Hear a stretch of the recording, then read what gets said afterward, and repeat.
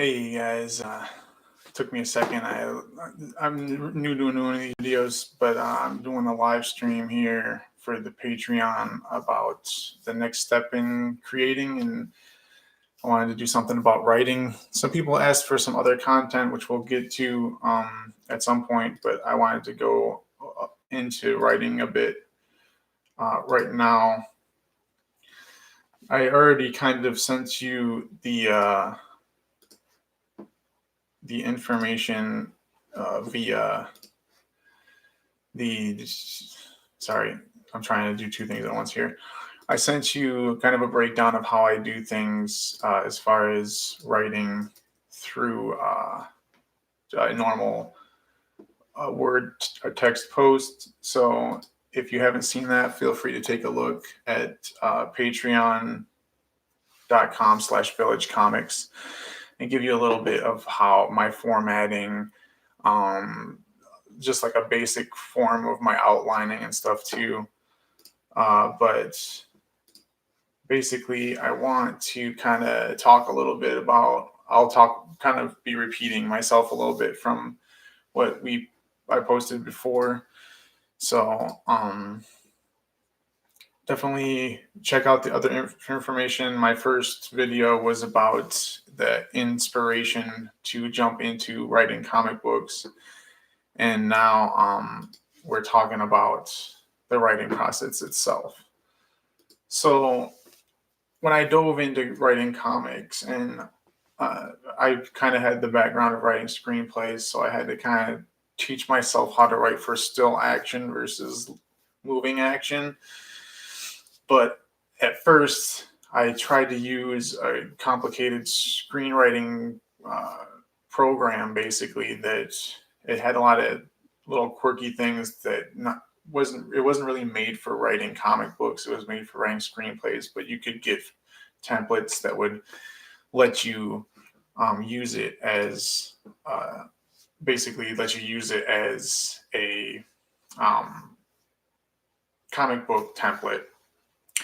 But the problem, uh, really getting into it, wasn't really writing for that stuff. It was writing um, in issue form versus a long form graphic novel. And when I initially wrote the issues that I wrote, I just wrote issue ones without really having plotted a whole course for the series itself. So I kind of just dove in and wrote an issue to see where it would go. With Alter Life, after I finished issue one, I stopped everything and I focused 100% on writing that complete story because I needed to map it out.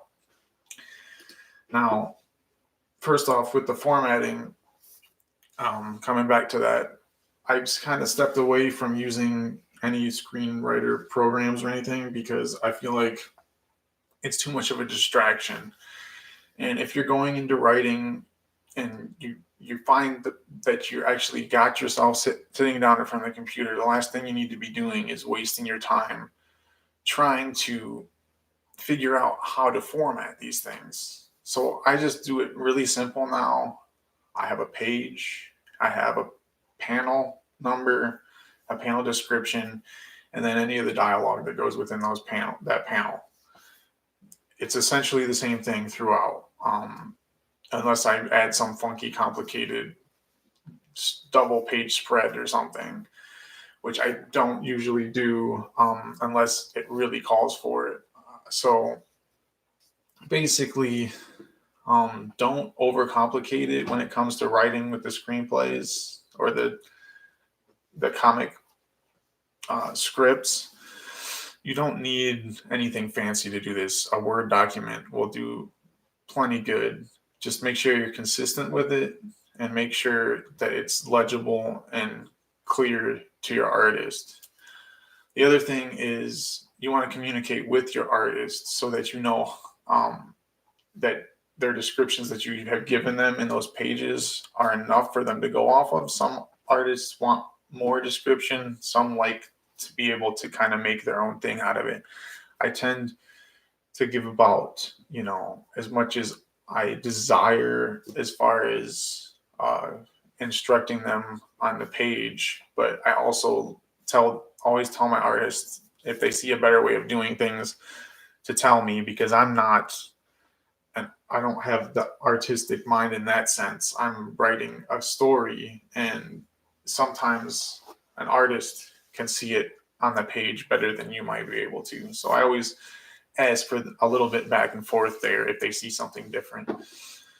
Um, Originally, when I was writing Alter Life, I wrote a lot more description and, you know, more direction for my artist. And I think personally, I think that it's better to kind of keep your hands off it a little bit and let your artist, because they know their strengths and weaknesses as far as which angle they can draw certain things, and just how strong that's going to look, and how how good they can do wide angles or close-ups or angles of faces. They know their strengths and weaknesses, so it's better to let them give you some feedback and kind of work with you on that. So that's kind of something I've learned over time, because when I pushed for a certain angle, it would end up not being as good as something that I might have gotten outside of what I thought was the way it should be done. So from there, basically, when I'm sitting down to write a series now, or to write an issue, it's always kind of the same. I like to plot everything out, the beginning, the middle, and end, and then everything else is meant to kind of weave everything together. So all the bits and pieces come in later. So I tend to throw out a big general outline of where the series is going in my head. I write descriptions for the characters to give them each an individual voice. And if I give them more background, it kind of gives me a more distinct voice of theirs when I'm writing it and when I hear it in my head. So I tend to maybe give them a little more background than is necessary, just because it helps me write better for that particular character. Um, and then from the mapping of the big series, when you go to an issue, it's the same thing. I kind of have like the beginning, middle, and end. Where do I want this particular issue to stop? Um, what's the action in the middle that it keeps things going, and where it starts, and I kind of then all the dialogue and action come in to fill everything out. So I tend to do the little mini map of that individual issue, and then I have points to get to in action, and I do all the action. I fill in the panel descriptions, and I tend to put some dialogue that comes to me as I'm writing those pages, and then I'll come back and I will clean up that dialogue and add and flesh out and make everything nice and pretty at the end. So this is by no means some particular way that you should be doing anything. I'm sure everybody does it a little differently, but this is just how I work. And so if it gives you an idea of how to map your story out better, then that's awesome. But I just kind of wanted to share what I do as far as writing, and that's simply the way that I do it. That's my basic formula that I've kind of come up with writing it. I don't really follow any particular rules or books that I've read about writing screenplays or anything.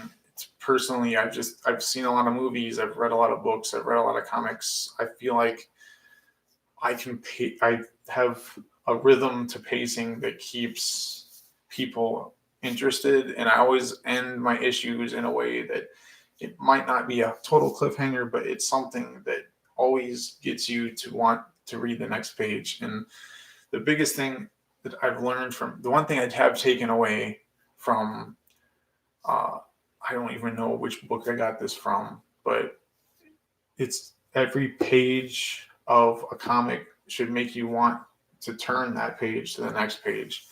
So I try to constantly make something wanting you to want more. Basically, I personally do not use a ton of text and dialogue in my comics. I like the idea that the art can speak for itself. I feel like if you can open a comic book and just look through the images and know what the story is, that's a successful comic book. And I feel like the dialogue and descriptions and voiceovers and all that stuff should just add to that art and help make that image have more meaning. But really, the images should stand alone and stand for themselves. And I think I've done that pretty well with the 2 graphic novels that I've released. And basically, that's kind of the way that I write. Is I tend to want the images to tell the story, and I want my dialogue to just help guide you along and give you another reason to turn that page. So I'm going to kind of take a look and see if anybody has posted anything anywhere as far as questions or anything, but feel free. I'm going to keep doing these. I'm going to keep doing more live feeds on Patreon, and you're only really going to get a direct line to know that these are happening by following the Patreon page or becoming a patron. So all I'm asking, all this creator content right now is free. It may become patron only eventually, but right now I want you guys to be able to explore this stuff with me, and we can learn from each other. Hopefully you're learning from what my experiences are, but even a buck helps with these Patreon things. And however much money we raise, that all that money goes back into making more comics and paying for artwork, paying for printing. And every month I have more content, whether it's conceptual images or issues themselves or books themselves. I just release Super Cats digitally on here for patrons too. So just feel free to always interact with me here, interact with me on Facebook, and I'm going to be talking about a few people have asked for the shipping process and all that, and I'll be getting into that stuff as we go along here, and talking about bringing stuff in from overseas, working with printers there, working with customs, working with printers in the States themselves. Every little bit along the way is those things that I have learned. I want to share with you guys, so you have some way of diving into this without having to try to figure every little odd and end out. So let me pull this up again. So I don't really have anybody on here right now, but I want to thank you guys for following this stuff, and hopefully this becomes something that you guys can get involved with me too. My hope is that you'll ask me questions. The patrons will start picking the topics that we're going over, and eventually we will turn this into a platform where you can bring things to me that you're working on, and I can give you insights on what you need to be doing or ways to help you along the way. So finally, outside of writing, and it's kind of part of writing too, I had another creator reach out to me, and he was saying, "Oh, I need help trying to build an audience or get those people behind you from the get-go and jumping on Kickstarter and getting things crowdfunded. And he's like, I've been following all the rules. I don't know what I'm doing wrong, but for some reason I can't get the audience there. You can only control so much of this stuff. And, as I hate to say, I don't want you to give up on what you're doing. If that's your passion project, you should still continue to try to do it. But you can only get people to come to your Kickstarter, through certain means. And personally, I have done 4 different series now on Kickstarter, and one of them just can't gain traction. Zed, which is like my zombie superhero story, it is always a strain to get it funded. And I don't know what it is. It's part timing. It's part just having something that's desirable that people want to read. I would have never guessed that a World War II ghost story would be my most successful campaign, but it was. And I don't know if this is working properly. Anyway, so I guess my point being, you can only control so much when it comes to getting your audience to back you. So stick with it as much as you can, but you kind of have to know when enough is enough, and how much are you willing to spend and put into that project if it's just not gaining traction with anybody.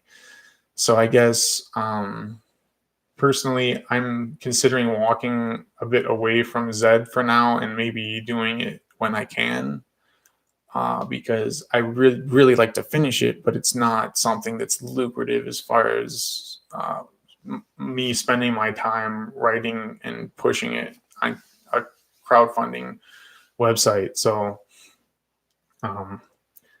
that's my 2 cents on that. And I hope you guys can find some inspiration to sit down and write. And I hope if you take a look at my little breakdown, my post before this on Patreon, it'll kind of give you a little breakdown of how I do the templates, and you can read exactly how I do the outlines and stuff too. And there's also some script to panel images, conceptual stuff on there too. So thank you guys a lot for stopping in, and I will catch you next time we do one of these. All right, thanks.